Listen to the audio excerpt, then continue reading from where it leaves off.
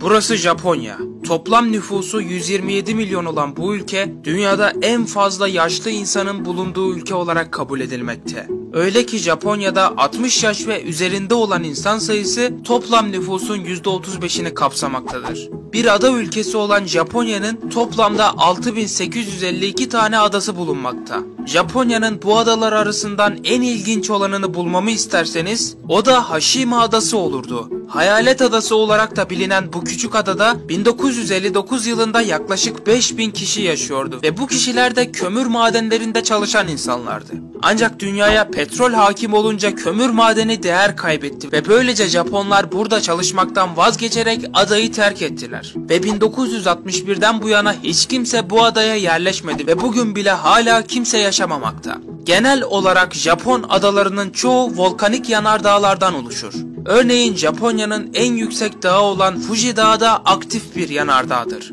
Fakat bunun yanında Japonya deyince aklımıza ilk olarak 11 Mart 2011'de yaşanan dünyanın en büyük depremleri arasına giren 9.1 şiddetindeki deprem gelmektedir. O gün yaşanan bu deprem o kadar şiddetliydi ki tsunamiler oluştu. Hemen ardından ise evleri, arabaları ve şehirde ne varsa tamamen götürdü. Fakat Japonya'da depremler o kadar normal gelmektedir ki her yıl düzenli olarak 1500 civarında deprem olmaktadır. Japonya kelimesi doğan güneşin ülkesi anlamını taşımakta ve Japonya dünyanın en kalabalık ve en gelişmiş başkentine sahip. Yani başkent Tokyo'da yaklaşık 38 milyon kişi yaşıyor ve bu sayı Tokyo'yu dünyanın en kalabalık metropolü haline getiriyor. Ayrıca Japonya %100'e varan okuma yazma oranıyla dünyanın en zeki ülkelerinden birisi. Ülkede %50'yi geçen bir üniversite mezunu bulunuyor. Ancak tüm bunlara rağmen Japonya'da intihar olaylarının yüksek boyutlara ulaşması endişe verici bir durum olarak algılanmaktadır.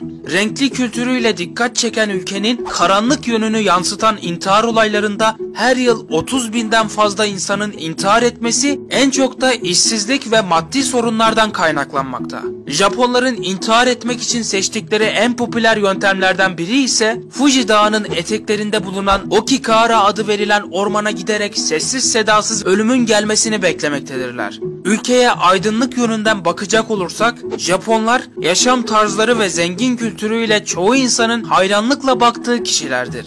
Bu hayranlığın bir diğer sebebi ise Japonya ile özdeşleşmiş uzun yaşamaktır. Ki Japonya'da 50 binin üzerinde insanın 100 yaşından fazla olması sebebiyle ülkenin büyüklerini onurlandırmak için her yıl yaşlılara saygı günü düzenlenip ulusal tatil ilan edildiği bilinmektedir. Japonya günümüzde otomotiv ve elektronik endüstrilerinde dünya çapında ilk sıralarda yer alırken robotik gibi yüksek teknoloji ürünlerinde de çok başarılı bir ülkedir. Ayrıca Japonların dünyanın en büyük robot üreticisi olduğu ve hatta dünyadaki tüm robotların yarısının Japonya'da bulunduğu söylenmektedir. Japonya'nın para birimi Japon yenidir. 1 dolar 120 yene tekabül etmektedir. Ayrıca dünyanın en değerli bozuk parası olan 500 yen Japonya'da bulunmaktadır. Japonya 5 milyonun üzerinde otomat makineleriyle ülkede gezerken size şaşırtıcı manzaralar sunar. Çoğu ülkeden farklı olarak bu makineler günümüzde Japonya'da yumurta, çiçek ve tuvalet kağıdı gibi marketlerden alabileceğiniz çoğu ürünü bulmanızı sağlar.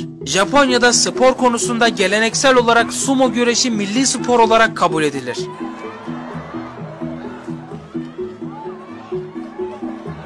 Fakat karate gibi Japon savunma sanatları da ülkede çok ilgi görmektedir. Bunun yanında Japonya 1964 yılında Tokyo Yaz Olimpiyatlarına ev sahipliği yaptı. 1998'de ise 2 kez kış olimpiyatlarına ev sahipliği yapmıştır. Japonya'da çıplak festivaller de oldukça popüler. Örneğin Matsuri adındaki festivalde binlerce erkek sokak ortasına çıkıp şeytani ruhları kovabilmek için yarı çıplak bir şekilde dönüp dolaşmaktadırlar. 1947 yılında anayasanın kabulünden beri Japonya parlamenter monarşi ile yönetilmektedir. Devletin başı Japon İmparatoru, hükümetin başı ise başbakandır. Yaklaşık 4 trilyon dolarlık milli geliriyle Japonya dünyanın en büyük 3. ekonomisidir. 1980'li yılların sonuna gelindiğinde Japonya'nın ekonomik gelişmesi o kadar göz kamaştırıcı hale gelmiştir ki dünyanın en büyük ekonomik gücü olması planları yapılmaya başlanmıştır. Türkiye'den Japonya'ya direkt olarak uçuş yaklaşık 11 saat sürmektedir. Japonya'daki trenler dünyanın en hızlıları arasındadır ve ortalama gecikme 18 saniyedir. Ülkedeki evcil hayvan sayısı çocuk sayısından daha fazladır. Titanic kazasından kurtulan tek Japon, kazada diğer yolcularla ölmediği için ülkesinde korkak olarak ilan edilmiştir. Japonya'da çalışırken uyuklamak sıradandır. Hatta çok çalışmanın getirdiği bir sonuç olarak görülür. Ülkedeki çoğu sokağın ismi yoktur ve sadece numaralandırılmıştır. Japonya'da kara kedi görmek iyi şans getirir. Avrupa tarafından kolonileştirilememiş 4 ülkeden biri de Japonya'dır. Diğerleri ise Tayland, Güney ve Kuzey Kore'dir. Japonya'da her yıl 100.000 insan başarısız geçen sınavlar, borçlar, iş kaybı ya da boşanmalar sonucunda arkasında iz bırakmadan ülkeden göç eder. Ayrıca Japonya'da işsizlik oranı %4'tür. Japonlar yılda yaklaşık 17 milyon tondan fazla balık tüketmektedirler. Durum bu olunca Japonya sırf halkı çok tüketim yaptığı için dünyanın en fazla balık ithal eden ülkesi olmuştur. Öyle ki yılda yaklaşık 20 milyar dolar sadece balık satın almak için kullanılıyor. Japonya'da anime tarzı çizgi filmler çok başarılıdır ve halk tarafından o kadar çok sevilir ki ülkede neredeyse sırf bu iş için 130 tane seslendirme okulu yapılmıştır. Tokyo ana tren alanı olan Shinjuku istasyonu her gün 2 milyondan fazla insanın geçtiği dünyanın en işlek tren istasyonudur. Japon insanlar bir araya geldiğinde geleneksel olarak el sıkışmak yerine eğilerek birbirlerini selamlarlar. Japonya'da çiğ at eti yemek oldukça meşhurdur. Buna bashashi denir ve ince dilimlenmiş şekilde çiğ olarak tüketilir. Hatta Japonlar her yıl yaklaşık 7500 ton at eti yemektedir. 3776 metre yüksekliğindeki Fuji Dağı birçok Japon için kutsal bir dağ olarak kabul edilir. Her yıl 1 milyondan fazla insan Fuji Dağı'nı ziyaret etmektedir. Bunun yanında kiraz çiçekleri yani onların deyişiyle sakura Japonya'nın ulusal simgesidir. Japonlar 4 numarayı kullanmaktan çok kaçınırlar. Çünkü anlamı ölüm kelimesiyle aynıdır. Japonya'nın imparatorluk ailesi yaklaşık 2000 yıllıktır ve hala kırılmamış bir soydan gelmektedir. Tarihte başka hiçbir kraliyet ailesi bu kadar uzun zaman boyunca soyunu koruyamamıştır. Öyle ki ilk Japon imparatoru Jimmu Tenno, Hazreti İsa'nın devrinde yaşadı ve onun soyu günümüze kadar devam etti. Karate, Japonya'dan çıkan en iyi dövüş sanatlarındandır.